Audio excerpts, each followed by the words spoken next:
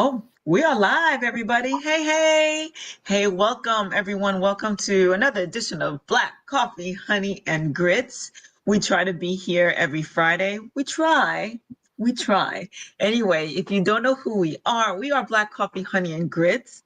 And who is that? Well, are ladies, you know what? I said, no, I got this. And I just stumbled. I just stumbled on who we are. We are Black Coffee, Honey, and Grits. Ladies, we are the Black Coffee. There. I just needed a little boost. We are the Black Coffee. Our lips drip with honey, and sometimes we got some grit, but we always have sass, class, and all that ass. So welcome, welcome, welcome. Today we're talking about self-care versus laziness. So is self-care just an excuse to be lazy? I don't think so, but I think some women will, some, not women, people just in general might view it that way on either end, right?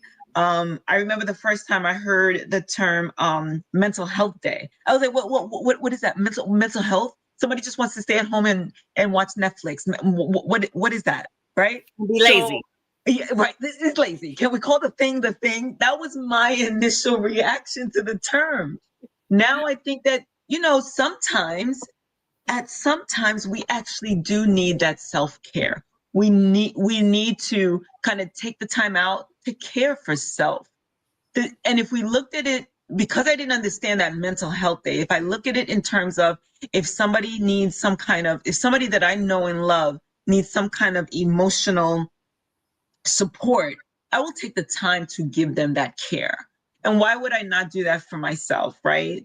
Am I waiting for somebody else to do it? Or if I do it, how do like if I do it, I believe I'm a person of integrity. I will be taking that time off to do exactly that.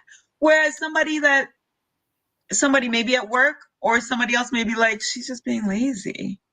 And then it depends on what we're doing with that time, what we call self-care, right? So are we just using it as an excuse? Listen, I'm just going to do some self-care. Can I have $50 to go get my toes done? Mm, Again, that's subjective. Maybe somebody massaging my feet is exactly what I need. And maybe it's just for me to be like, I'm just going to take up time and just get my toes done. But you know what, Carmen? Wait, I'm sorry. Can we introduce ourselves? Yeah, you know how I do. I just get right into it. No, I like the little intro that you were given. It was like the preface to the story, and then yes, it works. Okay, so let's start with you, Maisha. Tell the people who you are. Hey, my name is Maisha. I'm known online as Devi Maisha. I am the owner of Sensual Energy Alchemy LLC and the founder of Black Lotus Tantra Community. I'll pass the mic. Hey, y'all. I'm Dr. Jamesia, the nurse practitioner extraordinaire, and I'm also your intermittent fasting and mindset coach, YouTube influencer, speaker, author, all the things, and I'm 1/3 of Black Coffee, Honey, and Grits. Yes, yes, yes. And I am Coach Carmel. I am your whole food, plant-based, vegan, fitness, and nutrition coach. And now I'm throwing in perimenopause into the mix. I'm throwing sugar into the mix. I just coach you all around, but always my foundation is plant-based lifestyle. So with that, Dr. J, you were going to touch on the topic based on something that I said. Yeah, I was, because when we first thought about this, it was funny because when we sent it to Maisha, she sent back this long thing about what? This is not really even a topic. Self-care is self-care. Like, what are you talking about? It's not lazy, And now, so it's funny because we're all so different. I was like, she must not realize how me and Carmel really are. Because I'm over here like, I got 600 plus hours of sick leave. We ain't taking no days off. We ain't taking no time for this. We ain't doing none of that. So, but Maisha is one where she's like, shit, I will take the day. You can call it what you wanna. Yep. So that's just the interesting thing about it. Melissa Lewis says that she works from 6 to 6, Monday through Friday, in-home daycare. Okay, owner. Oh no, self-care isn't lazy. Okay, gotcha.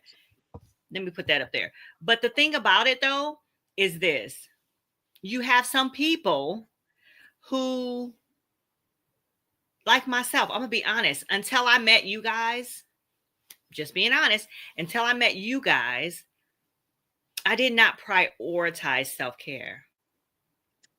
I did not, because there was no resting for the weary. What are you talking about? On vacation, I have an itinerary. What?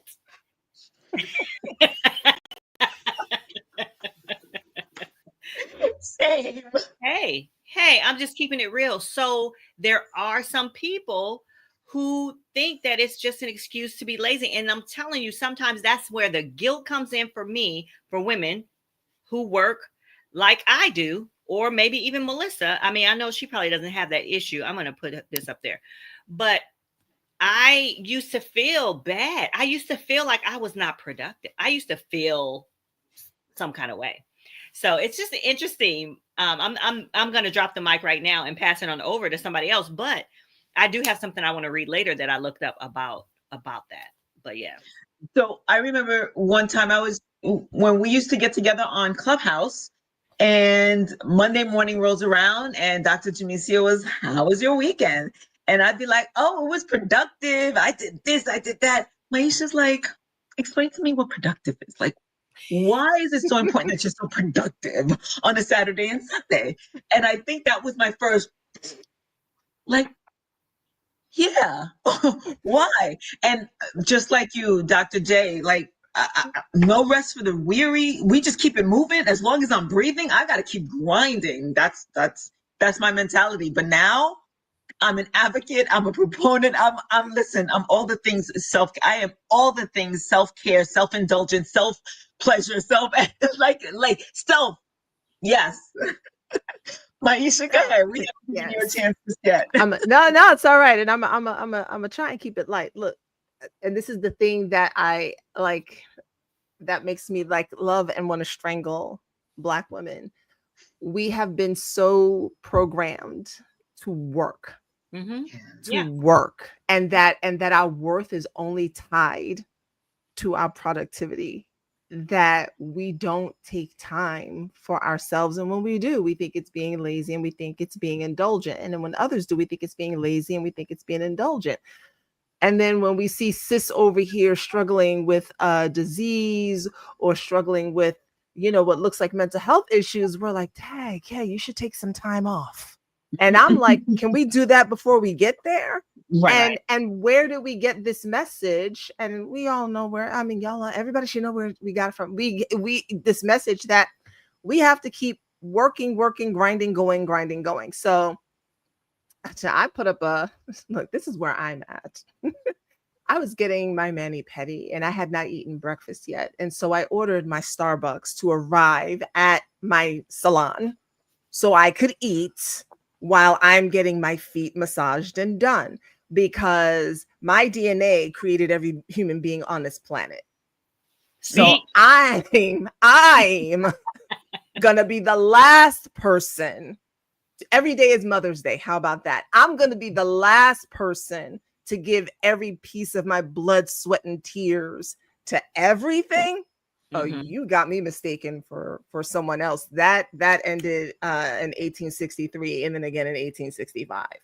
So that's how I feel about it now.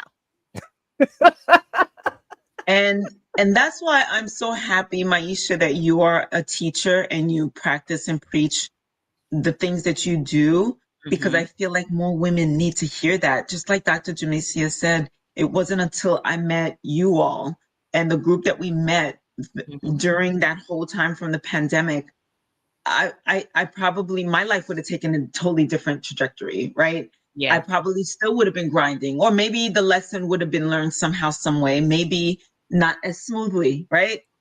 Maybe it would have taken that toll on me where you would be like, you know what, maybe I need to take some time off, where that actually should have been done beforehand to prevent the series of events that landed me here, mental illness, maybe even physical illness. Because more women need to hear it, and more women not only need to hear it, but see it being practiced by somebody like yourself, and know that there was a journey there as well. Right. I was not born this way, people. So let's yeah, that's not And a it takes thing. practice. It does, and it's also watching the women in our families, right, do what they did, and the amount of sacrifice that Mhm. they gave just in terms of their bodies, Mhm. just their bodies, and how they did not. My mother was not one to take time off. If there was an extra hour in the day, she was working overtime. If she Mhm. wasn't working overtime, it's because she was doing something with us. Right? But it was never let me just relax Yeah. Mhm. and just be. And one of the other reasons that it's difficult, I think, for some Black women is because when we're still,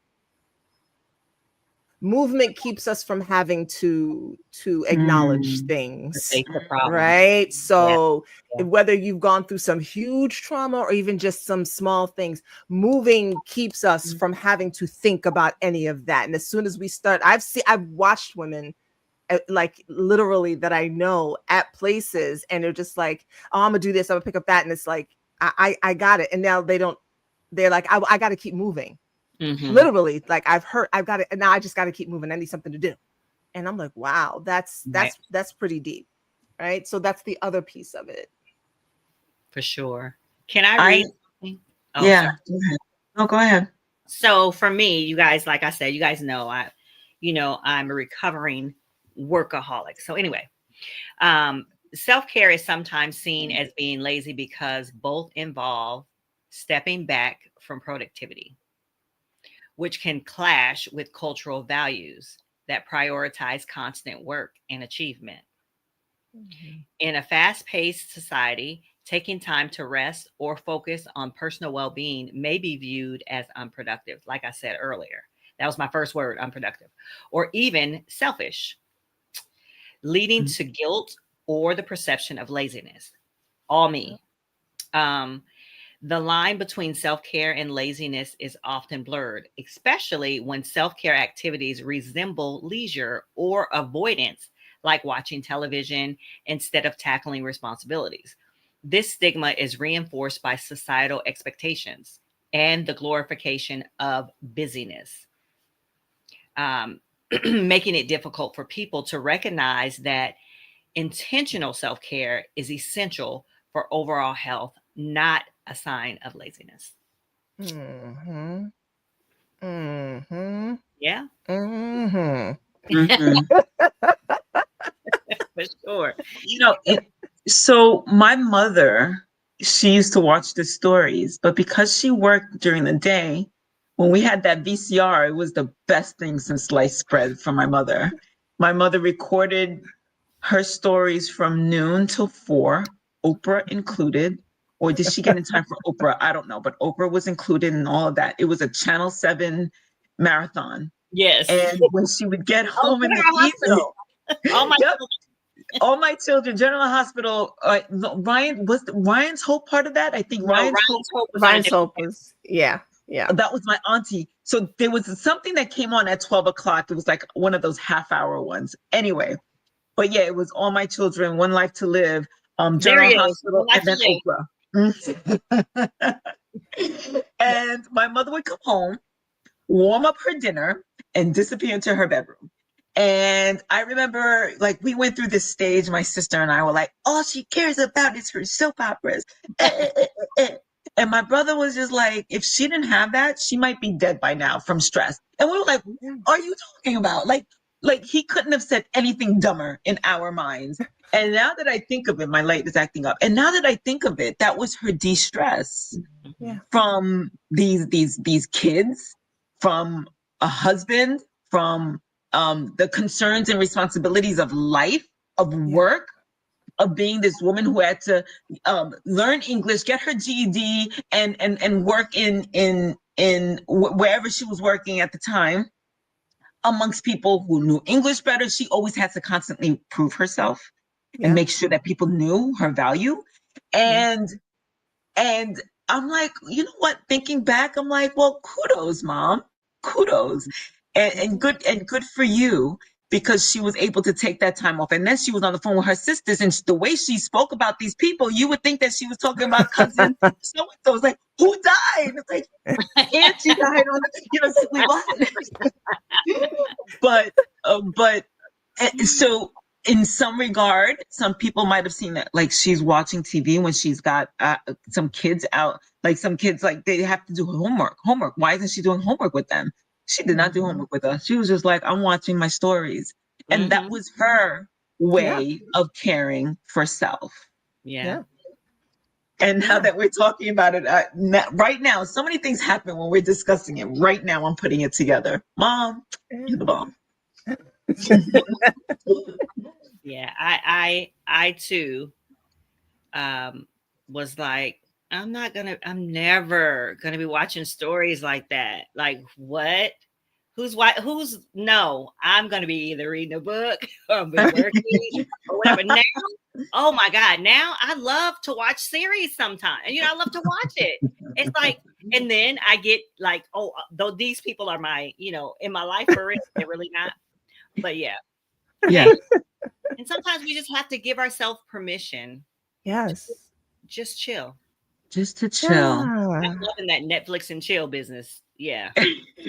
Look, Netflix and chill with yourself. You know what I mean? Like, so even when I went down to Maryland, we had a very loose agenda. I don't really do agendas, but there were like specific things that I wanted us to do each day. And one of them was seeing family. So that was on it. But afterwards, it was just like, what are we doing? I don't know. Let's figure it out.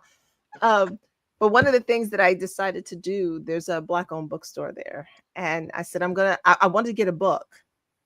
I am a nonfiction whore. I am a self-help, self-development. I just got to be bigger, faster, bolder, stronger. Like that's bred in me. And so I said, no, I'm going to get fiction. So I got an Octavia Butler book because I've read some of her books before and she's amazing. And it was this book with like 3 stories in it. I have not cracked it yet, but I intend to starting this weekend. But I said, no, I'm going to shut all the rest of that out. I'm not going to grow right now. I'm just going to go read this book and just enjoy myself. There are jazz festivals all over the city. They're free. I'm going to go to the jazz festivals. I'm going to take my little lawn chair. I'm just going to go to the jazz festivals, right? And I'm just going to go and just do the things that don't have any purpose except for to bring me joy. Yeah, absolutely. Right? Yeah. And so that's self-care. And as talking with my son, he's been going with me to the gym every day. And I've been talking with him and we were talking about success. And part of this ties into what success looks like. And everyone thinks success is money. Mm-hmm. So everyone's trying to get a lot of money. Mm-hmm. And money is not a marker of success. Money is a marker of some material accomplishment, perhaps. Mm-hmm. But there's so many ways to be successful. And because we don't have in our minds any other way, or whether we like it or not, we are determining our worth by our bank account. Yeah. The idea is if I don't have X amount in my bank account, I don't deserve to just go be. I don't deserve to just go to the beach and watch the waves. I don't deserve to just have a picnic for no reason whatsoever. I don't deserve to just go sit and read a book. I have not earned for the day yet. And that is actually very much tied to picking cotton and rice and tobacco and sugar, because you didn't earn how many bags, how many bushels did you get today? And we don't even realize how much that's tied to how we determine our worth. Now it's just the capitalism of, well, did you earn it today? Did you work hard? Now you get to go and have some fun. And I'm like, God damn it, I'm gonna have fun first.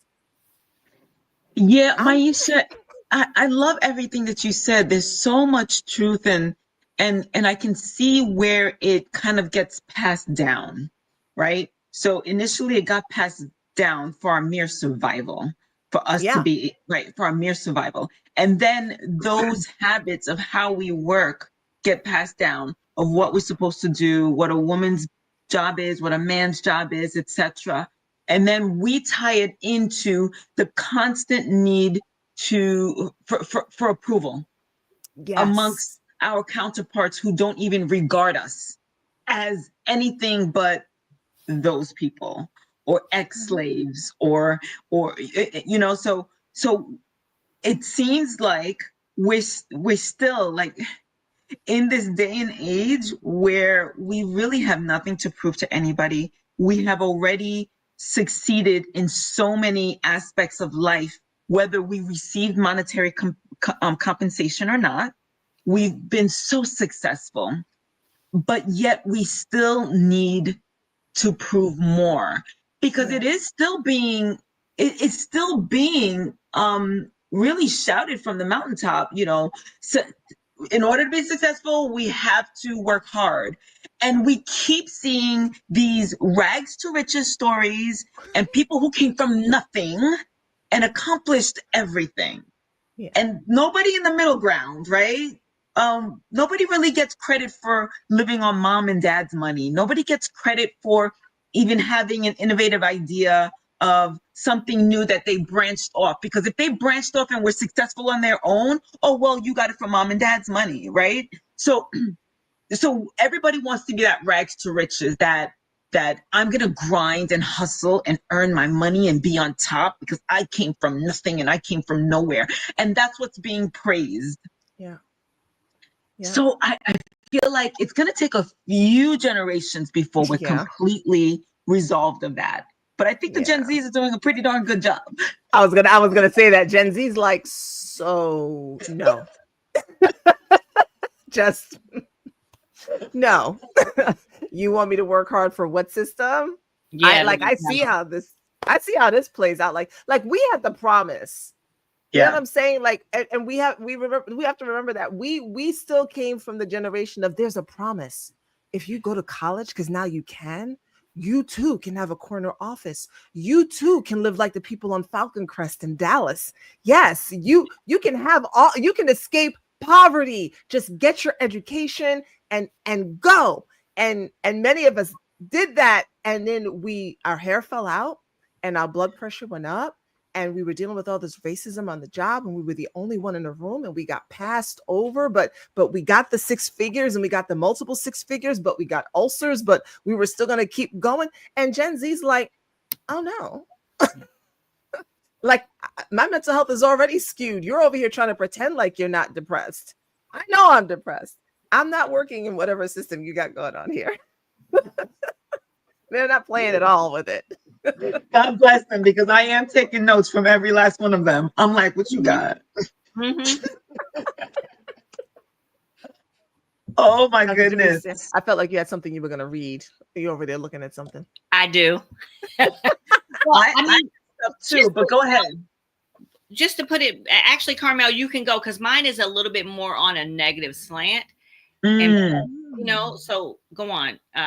No, I took some notes from your page, from your book, Dr. Jamisa. At the end, you usually come up with these questions is it self-care or is it laziness? So I have that. Should we save that to the end, or should we dive in? No, let's dive in. It might have to be, Yeah. Okay. Oh, was that the bell saying let's go? There we go. Confirmation. All right. So whatever choice it is that we're making, does this choice help me feel restored or just avoid discomfort? Right? Because going back to that idea of, for me to be productive and I'm just sitting here watching a television show, and I know I have avoidant issues. I do. I'm just kind of like, some bills that I can't pay. Let's just put this under here. Pray it goes away. And no, Carmel, it doesn't go away. It'll come back to get you. So that's a question to ask. A second question, will this action support my long-term goals or just offer short-term relief? Like the second I turn that Netflix off, is that headache coming back bigger than before? Like we really, or is it something that will really rejuvenate me? Am I listening to my body and mind or escaping responsibility? That escapism is real. Mm-hmm. Do I feel guilty or empowered after this choice? That's huge. Like, oh my God, I had so much to do. And then how about blame too? And I let you take me to the movies. Because I used to do that. I used to do that. Yeah. And the last question that I have, would future me thank me for this decision or be frustrated by it? That's a good one. That's a good one. Yeah. Think about your future self and then make the decision accordingly. Yeah. That's a good one. I like so those those. are good questions to ponder. So for those of you who are watching, just kind of like rewind that a little bit, jot them down, and make the assessment. I love that. I do. And Carmel, my little statements will play on what you just said. So I often procrastinate. So it says procrastination can easily be mistaken for genuine self-care because both of them involve pulling back. Disguised avoidance, like you said, procrastination often wears the mask of self-care, such as convincing yourself that scrolling social media or binge watching TV is a well-deserved break, when it's actually a way to avoid uncomfortable tasks or emotions, just like what you said. However, let me just keep going. Okay. Short-term versus long-term comfort. I think that's the same thing you kind of said. And then lack of intentionality. Genuine self-care is planned and purposeful. Meditation, meaningful hobbies, while procrastination is often impulsive, unstructured, lacking clear boundaries or goals. Now, of course, that was written by somebody like me who has to have the goals and all the written everything. And we're not saying that, I'm not saying that self-care is lazy. I'm saying that sometimes we are so guilty and are so production driven that we blur the lines and we don't quite know what self-care really is and how it can benefit us. For me, I'm still learning that. Honestly, I'm gonna be honest. I'm still learning it because oftentimes I am guilty. Like I can be laying up here watching TV with my sweetie, and sometimes I'm like, oh God, I need to pick up that book over there because I really do need to know X, Y, or Z. Or, oh, I left something undone at work. Let me go and just grab my computer while we're watching TV. So anyway, it's still a work in progress for me. So I liked how you said like the lines are blurred, and whatever we perceive is our reality, right? We can call it self-care, but what we're really doing is avoiding the responsibilities that are still that we still need to tend to. So, but in my mind, I'm like, but this is what they call self-care. I'm taking a break. I'm giving myself this mental break. And in my mind, that's what I'm calling it. And in reality, there's an underlying issue. There's the guilt, there's the avoidance, there's the maybe fear of even diving into what it is that we need to dive into. So these questions and the statements that you just made, Dr. Jamesia, are really good tools for us to be able to unblur those lines and understand. And I like that distinction where self-care is actually quite planned. If you think about it, it's like, okay, I'm a little bit in overwhelm right now. What do I need to do in order to feel like I've got a grasp of my life? And then actually plan and think. It's intentional. Whereas being lazy is kind of like, I don't think I could finish this. Oh, yeah. What is lazy? I know, what does that mean? What does that mean to be lazy? What is that? Like who is lazy? Who is actually lazy? Great question. Who is actually lazy?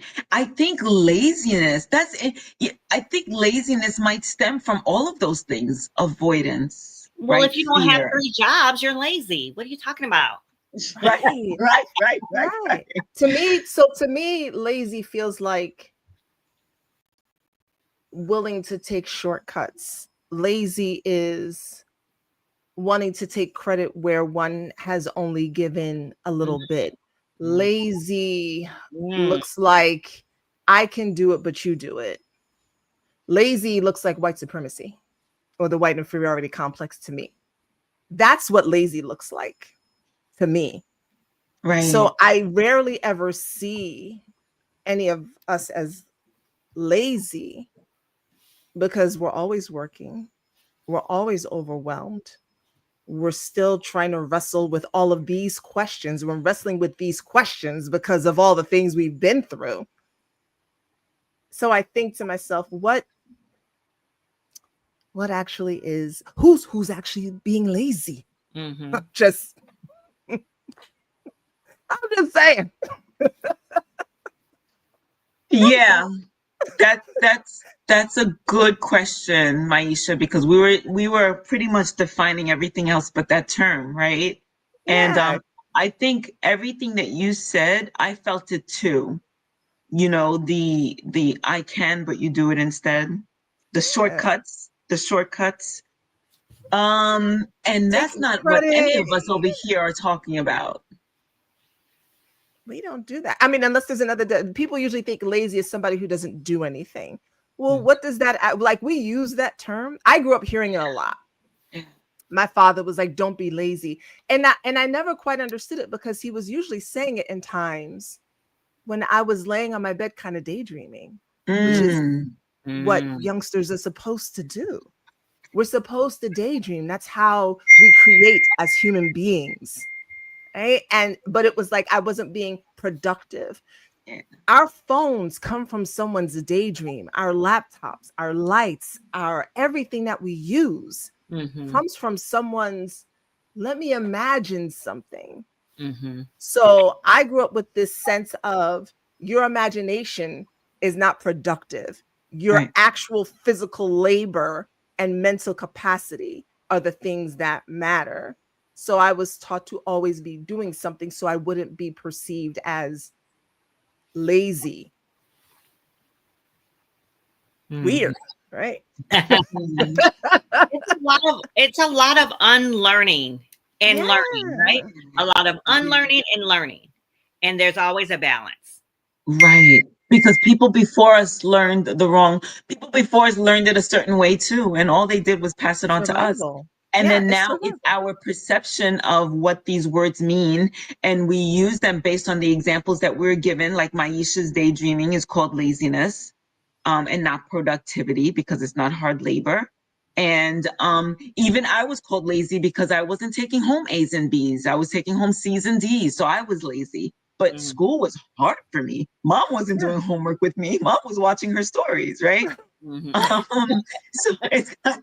So it's kind of like, okay, so you hear this. So somebody like me, Maisha, would hear, stop daydreaming because that's being lazy.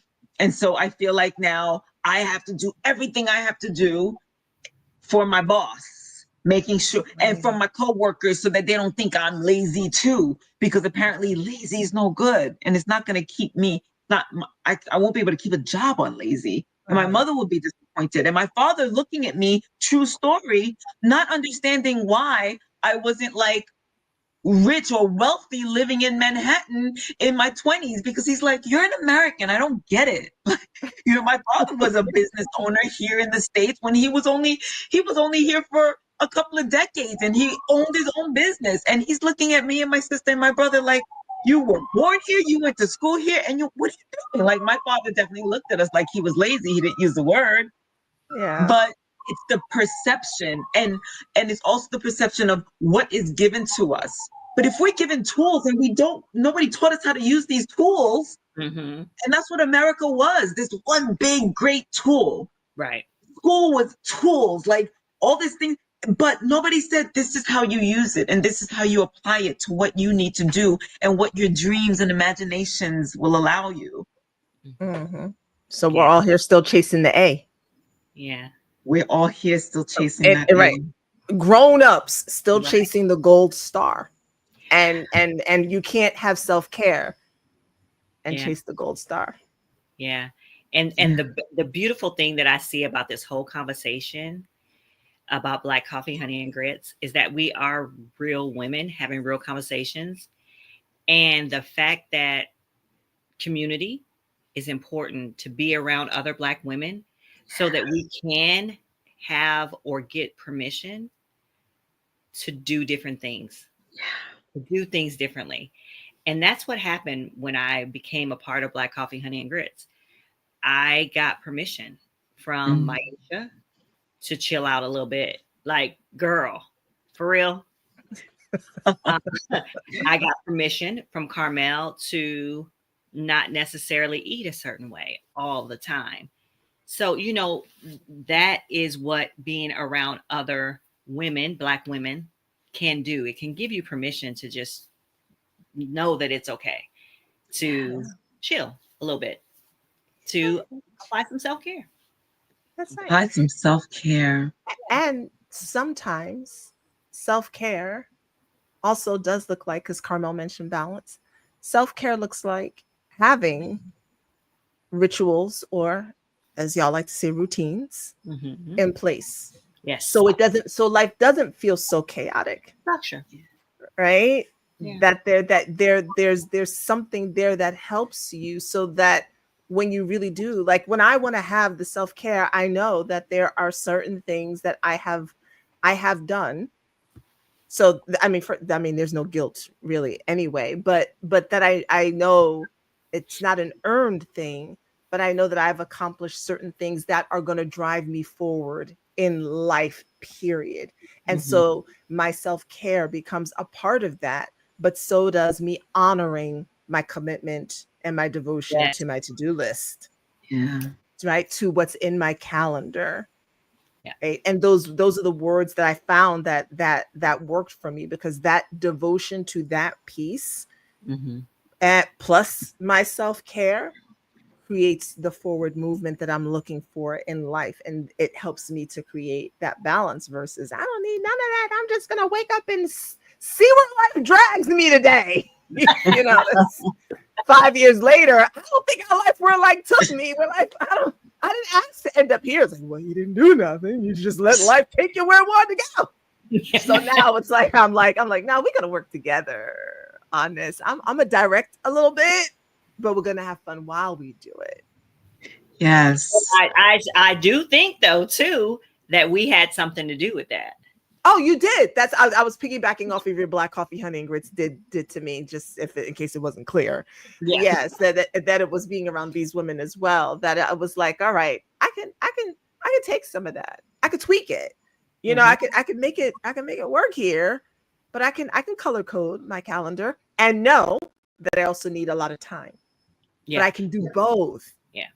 Right. And that's something that I learned. It doesn't have to be, because it's still rigid, even if it's being a free spirit without even thinking about adding anything else. Right. It's just as rigid as I can't take a break in my day. Right. So. Yeah. And so to piggyback off of that, yes, it is burned in my brain. What gets planned gets done. So every once in a while, it really is. I hear it too. Yeah, right. So every once in a while, when I know that I'm kind of like Carmel, like you're not getting things done, I literally have to sit down and write it out. Of not necessarily like too rigid, just things that got to get done in order to move me forward and feel like I've accomplished what I know that I need to do.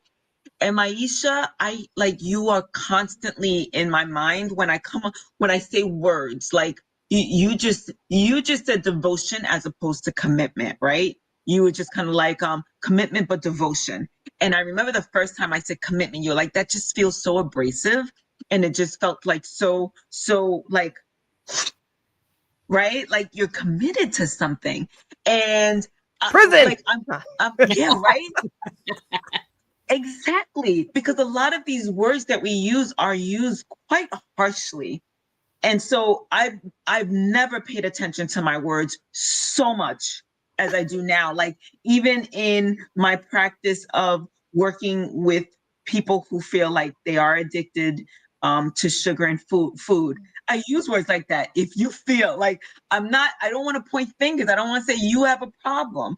And I don't use the word help, where even my coach tried to kind of like, you help people do what? I said, well, no, I don't help, because to help would indicate that they don't have the tools that require Right. and like Maisha comes out in all of those things, but they matter. Our words matter. And I loved when you were like, well, laziness feels like what do these words feel like to you, based on our perception, based on what community is telling us, based on what life has told us, based on what our parents told us. What do these words feel like for you? So I've never paid attention to words so much since I'm part of this group and been exposed to all of you. So it's been good. So taking it back full circle, self-care is self-preservation. Self-care is self-perseverance. Self-care is self-indulgence, right? It's all of those things, and it's minding your mind and the thoughts that come from it and the words that we use and the meaning of these words and what these words mean to us, right? And it's being kind to ourselves and not so abrasive. Yeah. And the other thing to add to that, while you guys are watching this, please like this video and share it out to somebody also. But the other part of that we really love to focus on, women, Black women, brown women, whoever are listening, that self-care is also looking good, feeling good, eating good food, laughter, getting together at a brunch, such as the ones that we throw. And we push that. We love that. We love to get together with you in that way. And we'll be having a brunch soon. We don't have any dates right now, but we'll be having another one. It will be our fourth. Yeah. I can't remember. Yeah, our fourth Wow. brunch. So keep that in mind, ladies, if you're out there listening. That is also part of self-care. No, I mean, it is. Yes. Yeah. It absolutely is. The conversations that I think that's part of what we're missing now, by the way. Face to face, not just on our device. Yes. Which I'm so over at this stage of life. I'm just so over doing stuff online. I need to be in person with people. Yeah. I get peopled out very quickly, but I need to be in person with people, and then I need to go. Yeah, that's funny. Yeah. It all matters, and it all plays its part, even the devices, right? There's a place for it all, and it's for us to recognize where this and how this fits into my life and for my self-care. Yeah. And we'd love to know, like, comment, what is self-care for you? What do you do for self-care? And I mean, it's really up to you. There's no right or wrong here. Sometimes the best thing you can do for your mental health is binge watch Netflix. Yeah, sometimes that's that is the thing that will save the people in your household. Sometimes the best thing you can do for self-care is go for a hike outside, get some sun on you, put your feet in some grass. But it's what it is for you and what you need in a moment. So comment and let us know what self-care, means to you. We'd love to hear your responses to Carmel's questions, your thoughts on what Dr. Jamesia wrote, all of it. We want to know. We're nosy, as Dr. Jamesia says. Yes. And so with that, thank you for watching. Thank you for listening. And thank you for sharing this out to your sisters and brothers who think that they might find value in this video as well. We try to be here on Fridays about this time. Sometimes life happens and some self-care has to happen and we don't quite make it. Hey, well, we're real women, y'all. That's so right. We're at conferences, we're at birthdays, graduations, we're out on vacation, we're working, whatever the case may be, but we are dedicated to this community, to you guys, to being here, to being together, to getting together. But we also have to take care of ourselves too. Yep. As we encourage you to do the same. So catch us here next week. Again, subscribe, share, follow, all the good things, and check out our future videos. We will be giving more information as time goes on as to our possible brunch dates, because one is coming up quite soon and we want you to be a part of it. So with that, I'm going to say, have a beautiful weekend, everybody. Ciao, ciao. That's what Ciao, you ciao. say. That's how That was in my head. That was in my head. Ciao, ciao. ciao, ciao. You know me so well. I love that.